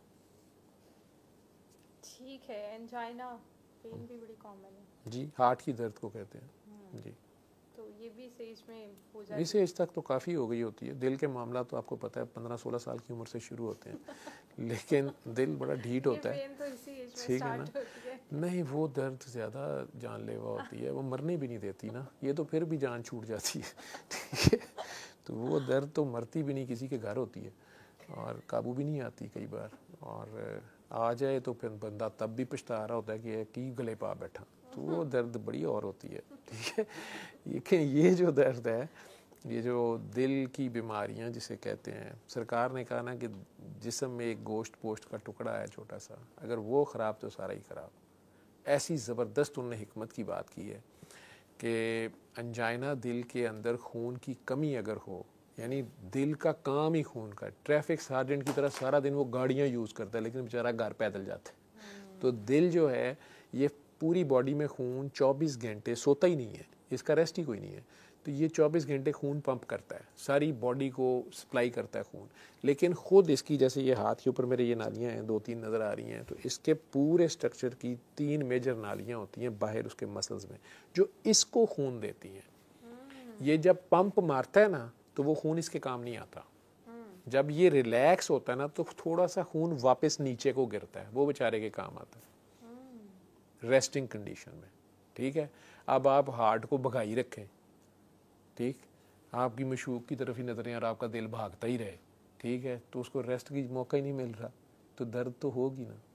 उसकी बजाय अगर इसको थोड़ा रेस्ट भी करने दें, पुरस्कून लोग जो होती हैं उनकी हार्ट बीट 70s में होती है, 72 या कुछ, ठीक है। अब अगर इन 3 खून की नालियों में से किसी में भी खून की कमी हो रही है, प्लैक्स बने हुए अंदर, डक्का लगा हुआ है उसके अंदर, ठीक है, तो मसल जो हार्ट का है वो तो मुसलसल काम कर रहा है ना, कॉन्ट्रैक्ट कर रहा है, उसको काम करना पड़ रहा है, उसमें खून की कमी होगी तो वो चीख मारेगा, उसे एंजाइना कहते हैं, वो दर्द करेगा।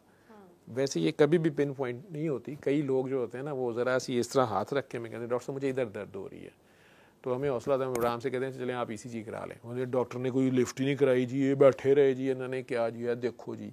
वो डॉक्टर को पता होता है ये उंगली रख रहा है, ये असल में मैदे की, गैस की, खुराक की नाली की या पट्ठे की दर्द है, हड्डी की दर्द है, ठीक है।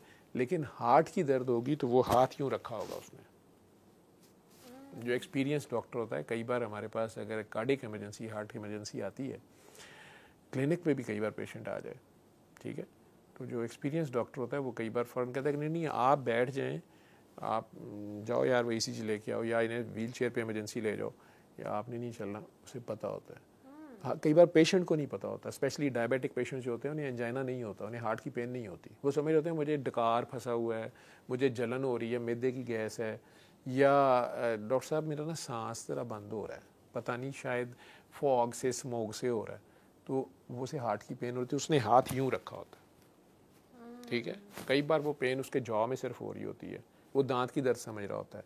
कई बार उसके सिर्फ इस मसल में पेन हो रही होती है, लेफ्ट बाजू में दर्द हो रही है, शोल्डर्स दोनों हैवी होते हैं, गर्दन दोनों में दर्द जा रही होती है, उसको नहीं पता होता कि ये हार्ट की पेन है। लेकिन हाथ उसने यहाँ रखा होगा, जब उसने हाथ यहाँ पूरा ऐसे रखा होगा, प्रीकॉर्डियल कैच हम उसे कहते हैं, कि पता नहीं यहाँ पर कुछ अनईजी है। शुगर वाले को पेन चूँकि नहीं हो रही होती, तो चेहरा उसका पिलाहट उस वक्त हुई होती है, हीमोग्लोबिन चाहे उसकी 15 है, लेकिन चेहरा उसे हम कहते हैं पहला रहा, या ठंडे पसीने साथ आ रहे हैं, तो हम उसको फौरी तौर पे, वो बिल्कुल चले भी ना, वो बैठ जाए, गाड़ी ना ड्राइव करे, सीढ़ियाँ ना चढ़े, वेट ना उठाए, वो बैठ जाए। ज़ुबान के नीचे गोली होती है जिसे डम से कहते हैं नाइट्रेट्स, वो ज़ुबान के नीचे रखते हैं तो वो फौरी तौर पे उसकी खून की नालियों को थोड़ा सा डायलेट करता है। आम इंसान जो है वो खांसी ज़रूर करे उस वक्त, तो यहाँ से खांसी करे उससे खून का दौरा हार्ट की तरफ पड़ता है और उसको हॉस्पिटल लेके जाए, ठीक है।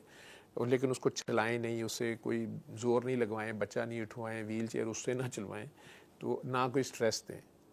अब्बा जी को पैसे भी है जे, उन्हें अटैक हो गया, उन्हें स्टेंटा कितों पैण गईयां, तुहाड़ियां ईमानदारियां, तो अब्बा कहता या अल्लाह मैनू चुक लै, ठीक है। तो अब उन्हें आप कहेंगे नहीं अब्बा जी खैर है, एक बार एहतियातन चेक करा लेते हैं, कुछ कर लेते हैं। डॉक्टर्स भी कहते हैं भाई खैर है आप लेट जाएँ वो, लेकिन उस साथ ही ऑक्सीजन लगा देते हैं। अगर हॉस्पिटल पहुँच गए हैं ऑक्सीजन लगा देते हैं, लिटा देते हैं, मॉनिटरिंग शुरू हो जाती है, ज़ुबान के नीचे वो गोली रखी जाती है, कुछ एस्प्रीन अगर है तो आधी गोली फ़ौरन उसको या पूरी गोली खिला दी जाती है, ज़ुबान के नीचे वो भी रख दी जाती है। तो ये एंजाइना पेन जो है, कई बार हार्ट के पेशेंट होते हैं, उन्हें पता होता है कि मुझे हार्ट है, मुझे हार्ट की डिजीज़ है या स्टेंट्स भी डले हुए हैं, उसके बावजूद मुझे एंजाइना होता है, तो उन्हें डॉक्टर्स ने बताया होता है कि आपने ये गोलियां जेब में रखनी हैं, और जब भी आपको दर्द हो एक तो आपने फ़ौरन बैठना है, नंबर 1 आपने या लेट जाना है या बैठना है, आपने रेस्ट करना है, और ज़ुबान के नीचे गोली रख लेनी है। 5 मिनट के अंदर ये दर्द ठीक हो गई तो ठीक है, नहीं तो दूसरी गोली फिर रखें 5 मिनट के बाद और हॉस्पिटल की तरफ चल पड़े, ठीक है। कई बार उन्हें पता होता है कि नहीं 2 गोलियों से भी ठीक हो जाती है, ये हो जाती है ठीक मेरी, या एंजियोग्राफी पहले भी डॉक्टर्स कर चुके होते हैं और उन्होंने बताया होता है कि ये माइनर सी एक वेसल है आपकी और आपको ऐसे हो रहा है, इसमें स्टंट भी नहीं डाल सकती, ऑपरेशन की भी ज़रूरत नहीं है, दवाइयाँ खाएँ, अपनी डाइट ठीक कर लें, खून पतला करने वाली गोली खाते रहें, स्ट्रेस ना लें, बेहतर रहते हैं। लिवर की भी प्रॉब्लम्स स्टार्ट हो जाती हैं। लिवर तो इस एज तक जो है वो बेचारा जवाब देने के चक्कर में होता है। अगर खुदा न खास्ता काला यरकान हो गया तो बहुत पहले श्रिंक कर गया होता है। नहीं तो लिवर की बहुत सी बीमारियां हैं, कैंसर से लेके छोटा मोटा हेपेटाइटिस आम भी, और जो क्रोनिक हेपेटाइटिस जिसे कहते हैं, बी वायरस, सी वायरस, काला यरकान जिसमें रंग भी काला पड़ जाता है, तांबे की तरह हो जाता है, वो भी है। फिर लिवर की और कुछ बीमारियां हैं, जैसे पित्ता लिवर के साथ मिल के काम करता है, पित्ते में पथरियाँ आ गई हैं, आपने ज़्यादा मुरगन ग़िज़ाएँ और ज़्यादा तली हुई खुराकें खाई और एक्सरसाइज नहीं की, ठीक है, तो फिर पथरियाँ अंदर बनी, ठीक है। या आप सगे बहन भाइयों का माल शाल खा गए तो वो भी हो जाता है, यतीम का माल खा गए, बेवा बहन का जायदाद में से हिस्सा खा गए, तो पित्ते पुत्ते कट जाते हैं, जिगर जुगर बट जाते हैं, तो हो जाती हैं बीमारियाँ। लेकिन ये तो आपको नहीं पसंद आएंगी, आपको तो मेडिकली सुनना है।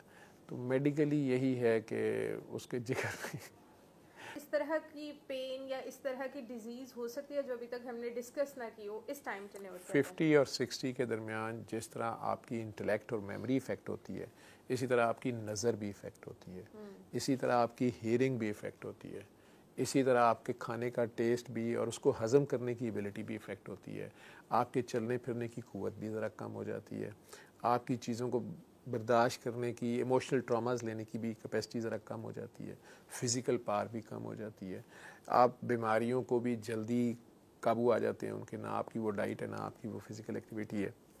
ये सारी चीज़ें इस एज में आके ही शुरू होती हैं।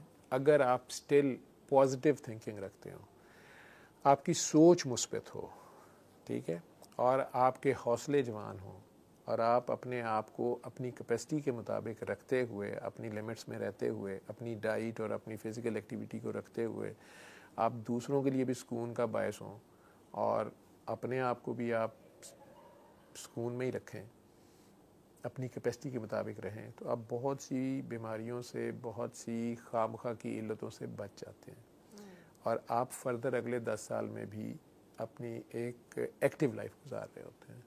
उसमें एक्सरसाइज या वॉक या छोटी मोटी कोई भी फ़िज़िकल एक्टिविटी जो है वो ज़रूरी है।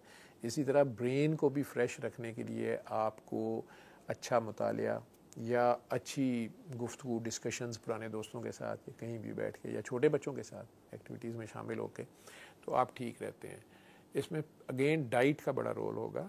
आप शुगरी डाइट्स, बेकरी और जो एसिडिक डाइट्स हैं वो कम रखें, ठीक है। तली हुई चीज़ें, फास्ट फूड्स वो अवॉइड करें। सब्जियां, फल, थोड़ी सी प्रोटीन जूद हज़म तरीके से लेने की वो हो, एक्सरसाइज हो रोज़ाना की, और अपनी फ़िज़िकल कैपेसिटी के मुताबिक आप काम करें, ठीक है, तो आप बहुत सी मुसीबतों से बच सकते हैं, चल सकते हैं। एक लास्ट क्वेश्चन, बहुत सारे लोगों को ना शिवरिंग स्टार्ट हो जाती है, वो बैठे बैठे भी शिवर कर रहे होते हैं, हरा कोई एक्टिविटी नहीं कर रहे, कोई काम नहीं कर रहे, लेकिन वो बात भी कर रहे हैं तो वो शिवर कर रहे हैं, तो उसकी क्या रीज़न है? राशे की बीमारी, पार्किंसंस, ठीक है, ये फिर अगेन ब्रेन से रिलेटेड है और नर्व से रिलेटेड है। तो उनका जो इलेक्ट्रिकल सिस्टम है सारा का सारा बॉडी का, उसके ऊपर उनका अपना कंट्रोल जो है वो बड़ा कम रह जाता है। बॉडी के अंदर दो तरह के ब्रेन के दो पार्ट्स होते हैं, एक एक्शन कर रहा होता है, दूसरा उसको बैलेंस करके रोक भी रहा होता है, ठीक है। आपने कितना भागना है, कितनी स्पीड पे भागना है, कहाँ जाके ब्रेक लगानी है, ये सारा कुछ है ना। अगर आप भाग पड़े हैं लेकिन आपको ब्रेक लगानी नहीं आ रही, या आपने ब्रेक खोले बगैर ही आप गाड़ी चलाई जा रहे हैं, हैंड ब्रेक आपने लगाई हुई है, ये सारी चीज़ें हैं ना, दोनों ही अगर बैलेंस ख़राब हो जाएगा तो राशे की बीमारी में भी ब्रेन के वो सेंटर्स जो आपकी इनवॉलेंट्री और वॉलेंट्री मूवमेंट्स को कंट्रोल करने के अलग-अलग से सेंटर्स हैं, उनका कंट्रोल कम हो जाता है और नर्वस सिग्नल्स आते जाते हैं वहाँ से नर्व्स के, और उनको आप बैलेंस नहीं कर पा रहे होते, ठीक है। एक मसल्स हैं जिन्होंने इस बाजू को इधर लाना है और एक मसल्स हैं जिन्होंने वापस इधर लाना है। इन दोनों की भी आपस में एक ख़ास टोन है, ठीक है। इनकी टोन बढ़ जाएगी तो ये बाजू यहीं रहेगा, इनकी टोन बढ़ जाएगी तो ये बाजू ऐसे रहेगा, इसको इधर लाना मुश्किल हो जाएगा, स्टिफ हो जाएगा, ठीक है। इसी तरह चलते हुए ये दोनों टांगों की आपस में कोऑर्डिनेशन होनी चाहिए। एक टांग इधर को जा रही है, एक इधर को जा रही है, तो नज़र आएगा बाबा के आज है, ऐसे ही है। तो वो बैलेंस भी ब्रेन का ख़ास एक पार्ट है। फिर फाइन कोऑर्डिनेशन सारे जॉइंट्स की आपस में चलते हुए, हमारे बाजू भी हिल रहे होते हैं, टांगें अपनी जगह खड़े हैं आप, तो आपके मुख्तलिफ जॉइंट्स से सिग्नल पूरे जा रहे होते हैं कि किस जॉइंट पे कितना लोड आ रहा है, आप किस तरीके से खड़े हैं, आपने किधर को थोड़ा सा झुके हुए हैं, किस तरीके, आप हमेशा बिल्कुल अपराइट उस तरह तो नहीं होते। तो वो सारे सिग्नल्स भी जा रहे होते हैं, लेकिन अगर वो सारे सिग्नल्स रिसीव भी ठीक नहीं हो रहे और वापस उनके ऊपर जो एक्शन ऑर्डर्स आ रहे हैं वो भी गलत सलत आ रहे हैं, तो इस तरह की बीमारी हो जाती है कि स्टिफनेस कहीं हो गई। आप एकदम पहले चला ही नहीं जा रहा, एकदम चले तो भाग ही पड़े, फिर जाके रोकना मुश्किल हो गया, तो ये राशा है, जिसे पार्किंसंस डिजीज़ कहते हैं। कुछ दवाइयों से भी होती है, ठीक है। सिगरेट इसमें हेल्पफुल है, it is one of those disease जिसमें सिगरेट पीने वाले जो हैं उन्हें ये कम होती है, या अगर थोड़ी अर्ली स्टेज पे हो तो मैंने कहता नहीं पी तो अब पी लो सिगरेट, तो सिगरेट इसमें हेल्पफुल है जी। यानी औरतों को भी बुजुर्गी में सिगरेट पकड़ा दें? औरतें पहले कौन सी नहीं सिगरेट पीती, सारा दिन चूल्हे के ऊपर आप धुआं ही फकती हैं, ठीक है। ऊपर से कम ही कोई औरत मुझे मिली है जिससे ज़िंदगी में कोई अच्छा बंदा मिला हो, बेचारी भी गमा तो किया ची नंग दी है, तो वो धुआं फकते ही उसकी गुजरती है और धुआं निकालते ही। बिल्कुल ठीक है। बहुत सारे इस एज में जो बुजुर्ग होते हैं वो चलते चलते रुक जाते हैं और कहते नहीं वो मेरी बॉडी नहीं चल पा रही, फ्रीज हो जाते हैं जी, फ्रीज हो जाते हैं। तो उसकी क्या रीजन होती है? वो इसी बीमारी का पार्ट है, पीछे से सिग्नल आने, एक दिन थोड़ी देर के लिए बैटरी ऑफ हो गई। अगर आपने ऑटोमेटिक गाड़ियाँ आपने चलाई हैं तो ऑटोमेटिक गाड़ी की ज़रा सा इलेक्ट्रिकल मेल फंक्शन हो, वो वहीं पे जम जाती है, धक्का भी नहीं लगता उसको। इसका हल हो सकता है कोई? नए मेयर्स कई यूज़ किए जा रही हैं, कई सर्जिकल मैन्यूवर्स की जा रही हैं ब्रेन के ख़ास स्पेसिफिक एरियाज़ में। आजकल गैमा नाइफ और मुख्तलिफ सर्जरी कई तरीके आ रहे हैं। म्यूज़िक थेरेपी इसमें बड़ी हेल्पफुल है। अच्छा जी, इसमें म्यूज़िक थेरेपी भी यूज़ की जाती है उन्हें वापस तालमेल रिदम में लाने के लिए। मैं कसीदा बुर्दा शरीफ कारी खुशी मोहम्मद की आवाज़ में इसमें रिकमेंड करता हूँ, उसमें है ना दफ़ की आवाज़, तो वो लोग सुबह दोपहर शाम सुनते हैं। इसमें इसकी एक एक्सट्रीम फॉर्म है मल्टी सिस्टम एट्रोफी, ब्रेन के सारे ही सिस्टम, सारे कनेक्शन उड़ गए, ब्लड प्रेशर एकदम 200 पे गया, एकदम 0 पे आया। डॉक्टर को ये नहीं समझ आ रही कि इसको मैंने ब्लड प्रेशर उठाने की दवाई देनी है या घटाने की देनी है। ठीक है, बड़े से बड़े न्यूरो फिजिशियन यहाँ से जवाब दे देते हैं, कहते भाग जाओ। मेरे पास एक पेशेंट है 3 साल से सीधा बुर्दा शरीफ के साथ, ही इज़ फाइन, हनीफ नाम है उनका। ठीक है, लाहौर के बड़े बड़े न्यूरो फिजिशियंस ने उसको अपने क्लिनिक से भगा दिया कि जी अब कुछ नहीं होता, ले जाएं, आप फलां के पास चले जाएं। ठीक है, जो मेरा भी मजाक उड़ाते थे, और दम दरूद वाला डॉक्टर। ठीक है, वो 3 साल से MSA का जो पेशेंट है पार्किंसंस का, कसीदा बुर्दा शरीफ ही सुनता है और ही इज़ फाइन माशाल्लाह। ठीक है, चलें, thank you very much. You are welcome. علم القرآن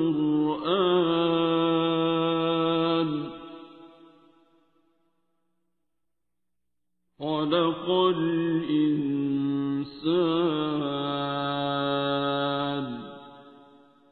علمه